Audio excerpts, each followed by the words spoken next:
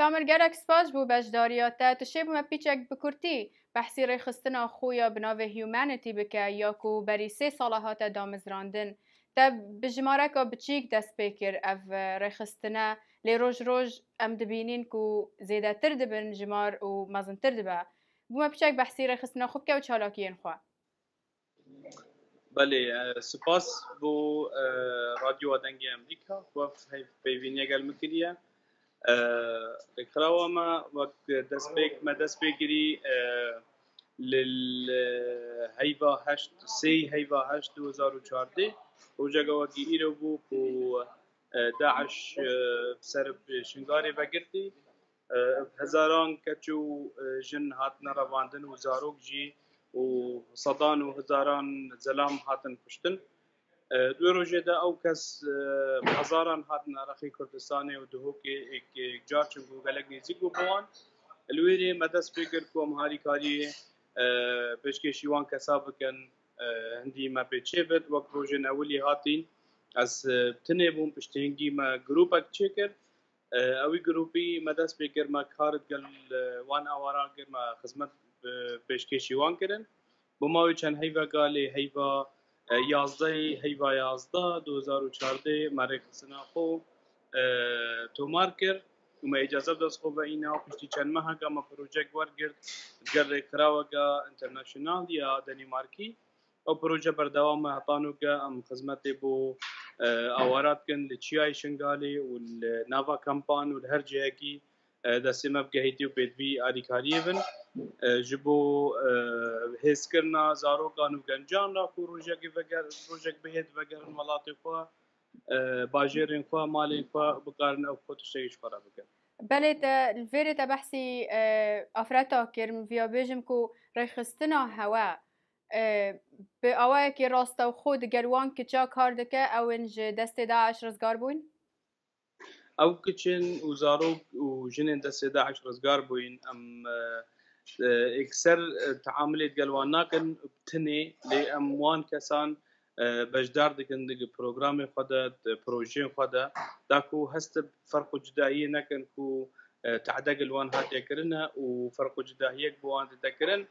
اجبر هندي كو ام دائما محاولات كنا محاول ددن كو او بجدار بند پروگرام و پروژه مدا لنفشي وقي راسته وخود قلوان شي وقي عام داكو او هست بچوكي ماسكي وچو فرق جدایی نکن باشا ثامر جبلي اوارن ازدي افنج شنغالي هاتين نهار خستنا هيومانيتي چدكا جبو اوارن موصله لبو اوارن موصله ذكروا منابعي هيومانيتي ياكم ربايتي برهندي ام فرق جداهينا يخنا برا وان كسان دا اكثر اكجار اوان كساي بدوي وي ام قارن هاري كاري پیشکشی وان بکن لبو اجبو موسلجي بردوام جروجا رزگار کرنا دست پیکرنا رزگار کرنا موسله هر باجی رگی حد بتا رزگار کرن مدسب بلاف کرنا دشتا وان الويري كريا كلو فلان كو تشتي بي ونقارن دست خوبا بينن تقرر خراوا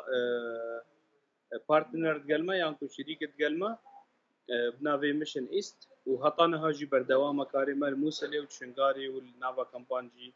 ودربي كامبانجي باشا چالاكين هوا دربي كردستان هنا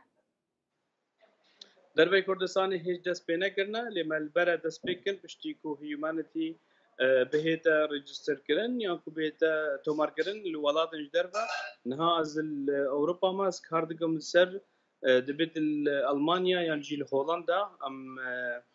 تومار بكن ومدسب كاري وخو بكن وقالك بنابر الفيري جي هنا الاوروبا جي هنا الالمانيا اكتجار ام تشتكي جوان راجي بكن وام قارن بروجات از خوبا بين تشتغل الحكومه الالمانيه بتشتغل خراوين الالماني بن يعني هر دوله تقدي بتجي ام خدمتها پیشکشی وان کسا بکن و دست هاری کاری بوانجی درش کن هندی ما پیچه باشا ثامر بسيارة منا داوي بوتا هيومانيتي نها چه چالاكين نو هنا ده هندري هريمي دا بروجيك نو ما ورگرت يد قرر خراوا يونيسف يا زاروغان سري چيا شنگاري ام سنتر جديد ام بجني سنتر كوميلاتي انكو كوميونيتي سنتر ام درس كان الويري افاد كان بصدان زاروك وينوي سنتر ما ام زاروكام آماده دکن بچن مدرسه یانکو شیوازی کندرگاردنی یانکو ام بجنی روپلی حوالی زاروک اموان آماده دکن بچن مدرسه چونکو چو خدمت چو تشتی وصال ویرینی نه الا دست مدرسه بکن اموان زاروکا آماده دکن کو بچن مدرسه بو گنجان جی بصدان گنجی مفايج ويسنتري فكن جبر ما تدريب تريننج وتشتغل صار هنا بو راهنان بو زمان انجليزي وكردي وعربي هر ديسا وكمبيوتر وتشتغل صار هندي تشتغل هبت تقل بدا احتياجات خلقي منطقي بن او بيجن فلان تشبو ما باشا ام كاري سروي تشتيد كنهم بروجي خو سروي اساسي بد بله دست خوش سرکفتن جی باورت خازن تامر الیاس بریو بره رخصتنا هیومانیتی تو بمرا بوی جی المانیا گلک سپاس زور سپاس بو هاوی بینیه پر خوش حال بوم سر ممنون